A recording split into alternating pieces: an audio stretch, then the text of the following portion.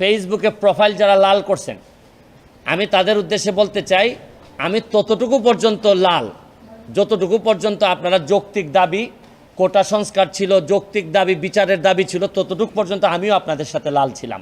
কিন্তু যখন আপনারা আমার নেত্রী জননেত্রী শেখ হাসিনার পদত্যাগ দাবি করতেছেন এবং ধ্বংসলীলায় মেতে উঠেছেন, তখন আমি যেমন আপনাদের যেমন আমার নেত্রীর বিরোধিতা করার অধিকার আছে, আমারও আমার নেত্রীর পক্ষে দাঁড়ানোর অধিকার আছে।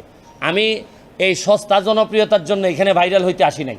আমি জানি যে এখন দেখা যাচ্ছে যে এমন একটা অবস্থা যে আপনি ফেসবুকটা এমন, যেমন ধরেন আমার মাননীয় প্রধানমন্ত্রী বলতেন যে আমি ফেসবুক এমপি।